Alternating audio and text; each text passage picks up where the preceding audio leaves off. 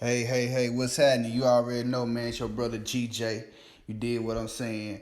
Back at y'all again for the third time a charm, The right wing Afrocentrist, man. Right wing NeoAfrocentrism. The right wing NeoAfrocentrist, man. Excuse that little error on my part. You know what I'm saying? It's been a long day, family. It's been a long day, but enough with this joking, man. Let's get serious. This is a topic that's over 2 months in the making. You did what I'm saying. What y'all see here is Jidenna. Jidenna. A fucking traitor, man. A fucking traitor, man. You see, Chancellor Williams told us, may he rest well with the ancestors. I say to him. Dr. Chancellor Williams told us that these mutts, these mulattoes, they can't be trusted, man. They can't be trusted. It used to be the worst ones was the ones who came out of this who came from the white man's dick. But now the ones who come from the white woman's cat are just as bad, if not worse. You did what I'm saying. These dudes are moist, sexually suspect, if not just all out punks. You did. They come out pushing these weird ideologies, these perverse ideologies, and the system. You did what I'm saying. The European are using these motherfuckers to lead our people further astray. Now, I never liked this Goofy. I'm gonna be honest. That classic man shit, I never could feel it. I mean, dude was corny as fuck to me. And then when he got on that fucking agent DJ Vlad's, I think he was on DJ Vlad when he talking about he had to buy 30 choppers when he went to his father's funeral and he was passing out choppers and shit to all his cousins and stuff like that. I'm like, man, this dude's a straight ass hat. You know what I'm saying? I ain't feeling nothing he putting down. You did what I'm saying? He's bogus as hell. Everything bogus about him. I don't feel nothing legitimate about him. Plus, he a half-breed, so he can't be trusted anyway. You did what I'm saying? Because a lot of these half-breeds are raised by feminist white wenches. You did what I'm saying? Who teach them to spread their bullshit amongst black folks. So, back in late August, I want to say August 29th, August 30th, this motherfucker was on Sway, on several other platforms, but I think the main one he was on was Sway. This fool, this simp cuck gets on there and he starts talking about toxic masculinity. I mean, you see, first they real slick. They real slick. Because first he started talking about Pan-Africanism, and he's talking about the rise of African culture, and he's talking all this black power, this African power type shit, all this feel-good shit. You did what I'm saying? Talking about the beauty of African history and civilization and spirituality. Just doing all that big good talk. And then he started talking about toxic masculinity. You did what I'm saying? And as the title of this article say, he starts talking about queer leaders and civilizations in Africa when discussing homophobia in the black community. You see, first of all, why is everybody talking about homophobia? I mean, you see, they really want. I'm trying to tell y'all, man. This is why they hate black patriarchy. This is why black men, they don't want you to be patriarchal. This is where I fall out with the majority of folks who call themselves African-centered or Afrocentrists. You did what I'm saying? Because they want to push this super matriarchal shit, the black woman is God shit, and they just want to reduce the black man to being a servant of this celestial African matriarch figure, but then get mad at shit like this. You can't get mad at shit like this. If you ain't talking about black men standing up being leaders and running shit, i.e. black patriarchy, African patriarchy, you're going to have all this type of shit going on. You're going to have all this type of shit going on. You dig what I'm saying? And because, you know what I'm saying, our people are so weak-minded, including those who say they're conscious or woke, this dude can say some feel-good shit and then trap them and lead them down the road of bullshit. You see, you talk about homophobia in the black community. I mean, let's face it, I hate to admit it, the black community is one of the most homosexual, sexual, deviant-friendly communities in the world. Homosexuals just had their way in the black community, bro. They all over the place. I mean, now I'm a millennial, but I can compare the amount of punks who I saw as a shorty to what I see as a grown ass man. I'm talking about these punks and bulldaggers and trannies, they everywhere, bro. And they deep, they swole. Now, mind you, I'm in the smallest city in a population-wise in a smaller state. And this is what I see. Ain't nobody beating these motherfuckers up. Ain't nobody jacking them up. You did what I'm saying? You know, these motherfuckers had their way. Now, if you want to talk about these trannies being found dead and stuff, that's some other shit. That ain't homophobia. That's some other shit going on. These motherfuckers are fucking with dangerous individuals, knowingly fucking with dangerous individuals and putting their lives at stake. That's not homophobia. That's just deviant shit going on. You did what I'm saying? But this Jidenna guy, you did what I'm saying, is a puppet. You know, he's a puppet of the enemy, so therefore he is an enemy. You know, he goes on and he talks about toxic masculinity in hip hop and shit. Which basically what he's talking about, the machismo, you know, the masculine. Now I ain't gonna lie, that was, especially with all that gangster shit leading our people to crime and stuff like that. But it was still, in the midst of all that bullshit, there was real manhood going on. Men stood, you know what I'm saying? You know, you had righteous brothers who were still standing strong in the 90s. You did what I'm saying? But he want to put all that, you know, with the gangster shit and the criminal shit and say, oh, that's toxic masculinity. You know, that's what's hurting black boys today. Shut your dick sucking ass up. You don't know what you're talking about. You ain't even really grew up in our community, you fucking mutt. You see, we got to start shouting these people down. Because these people are spreading false narratives that they don't know shit about. Because they wasn't a part of the mainstream black community. They was on the outskirts somewhere playing with their booty hole. Now they want to act like, now they want to be a fucking spokesperson for everything black. Shut your whole ass up. Now, let's get to what he was talking about in Africa. Now, you know, as an Afrocentrist, one of the oldest, most popular, what word can I describe it? One of the oldest, more popular held notions is that homosexuality was pretty much non-existent in pre-colonial Africa.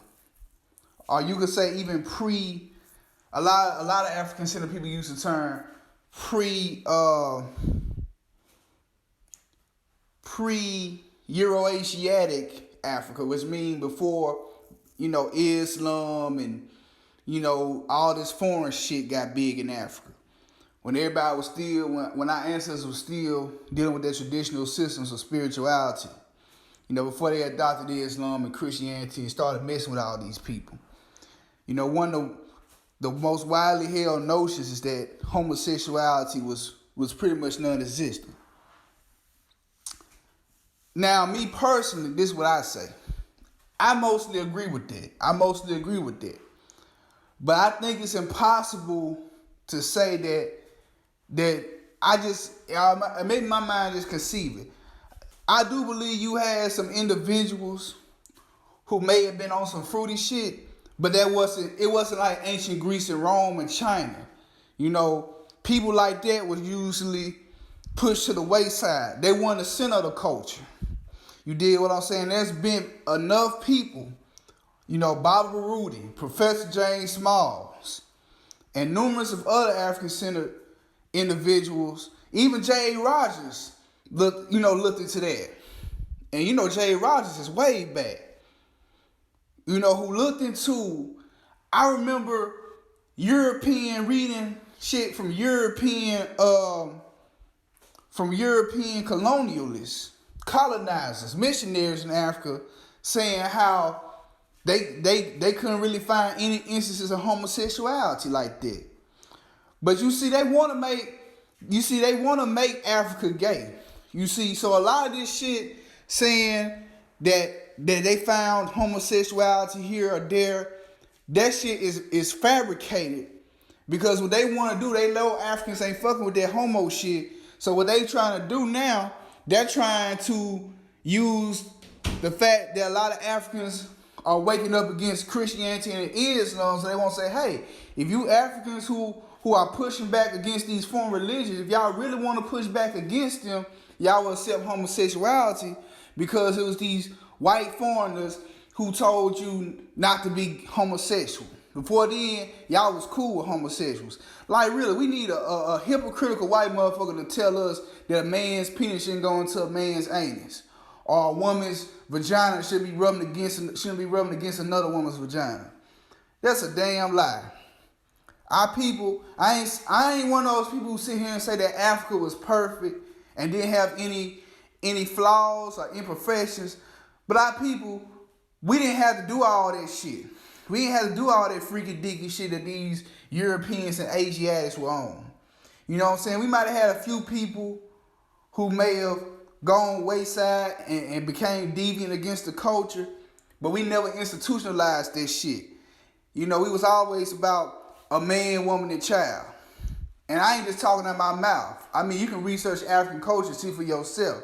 A lot of this talk about some kind of ancient homosexual African culture, that's some new shit. Like he's talking about, you know, in that article, which is this is coming from one of them homosexual friendly pages. I forgot. They go into like the Bushmen, participating in homosexuality. Man, you can go talk to the Bushman people today, who are, you know, the Kalahari peoples. You did from what I'm saying? And they'll tell you like, nah, you know, they don't even know what homosexuality is, so quit lying on them folks. But that's why we, at the RightWing, NeoAfrocentrism, we're going to expose their ass, we're going to put the truth out, and we're going to fight against all this evil, wicked misinformation. And then he told this lie about how in certain African cultures, if a man gets sexual with a man, or a woman becomes sexual with a woman, they looked upon as being superior. That's some straight up bullshit. You know what I'm saying? I talk to Africans who ain't Christian or Muslim, who are in their traditional culture, and they would cuss this man out. You know what I'm saying? They say that's some bull. And matter of fact, it was several Africans traditional Africans who came out against Jidenna, whatever this punk name is. You did what I'm saying? And this one story, I don't know if the article was telling the story to defend his position or if he was telling the story. He talked about King Mwanga. Now, King Mwanga is a figure that the LGBT movement, the LGBT imperialistic movement, has been using to push homosexuality in Africa. King Mwanga was the king of a kingdom called Buganda, which was located in present day Uganda. And I think the people of that kingdom are called Buganda too, and of course they're still around. And he supposedly said that it's supposed that King Mwanga, he hated Christians. You know, and he was against the Christians, and he was against the Muslims and stuff. He was against all these white foreigners who was intruding into his kingdom. And there was a situation where and it's alleged that he was a homosexual, but there's been a lot of evidence to deny that, to refute that allegation. Matter of fact, even the article points it out. But of course, they glossed over it and said, well, homosexuality was in Africa anyway, which is some bullshit. But, there's a lot of evidence to say that he was not no homosexuality. And these people are lying on this man. But one of the most infamous stories was that he killed, I think, about 3 or 7 young boys for not wanting to be his homosexual lovers because they had converted to Christianity. So, and shortly after that, I ain't gonna say shortly, but not too long after that, the European Christian rapists and murderers made these 7 young men, martyrs, made them saints because they died for the religion of Christianity. You did what I'm saying? So what they're trying to do now, the LGBT advocates are digging up, like people like Jidenna, they are bringing up the name of King Mwanga to say, hey, this is a leader, an indigenous leader who fought against European religious tyranny, and he was a homosexual. I mean, first of all, the shit ain't true. It's so much evidence to contradict the fact that y'all trying to call this man a homosexual leader. But even if he was, the dude was a tyrant. You did what I'm saying? He killed Pete. Y'all basically saying that he brutally murdered, executed underage men for not wanting to engage in sex with him. You see, that shows you the depravity and the sickness of these motherfuckers.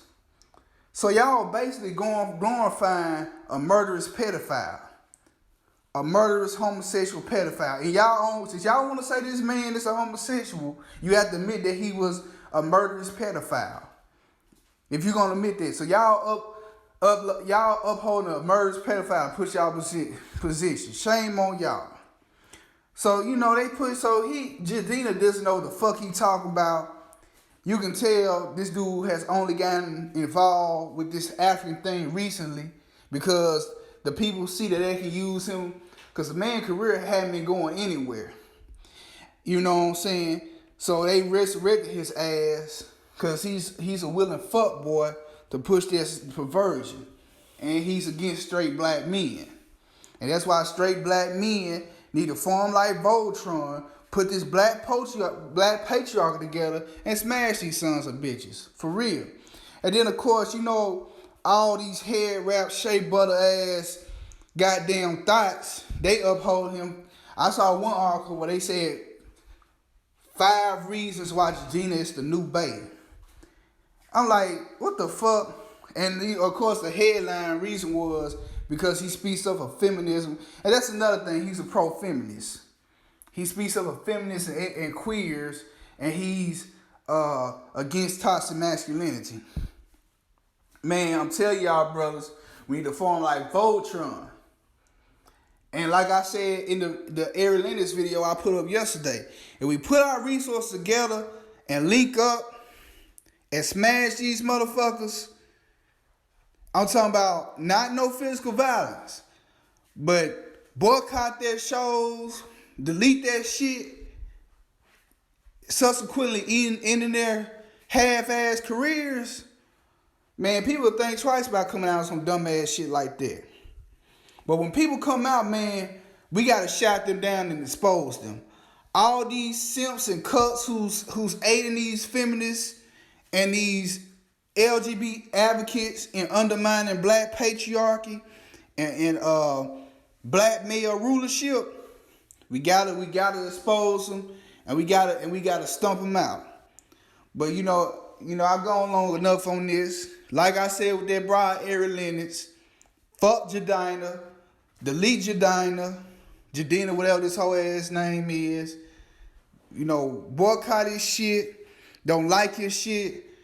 And I see, and just like with Ari Lennox, I see some so-called conscious and woke brothers. Y'all so happy that he mentioned Africa, acting like a bunch of hoe-ass goofies. Y'all was sharing this man. Y'all was liking his comments because he said something about Africa rising and talked a little bit about black nationalism and Pan-Africanism, and y'all booty holes got moist. Man, cut that whole ass shit out, man. If the dude ain't rocking a black patriarch, I can care less what the fuck he talking about. You did what I'm saying. So y'all stand on this here, man. You know, like this shit. RightWing, NeoAfrocentrism. You know, I'm on Facebook, Afro B Cardwell. You did what I'm saying. I just create the page on Facebook, the RightWing NeoAfrocentrism page. So y'all go check that page out, like it, share, subscribe. Peace, blessings, Black Patriarchy now, Black Patriarchy forever.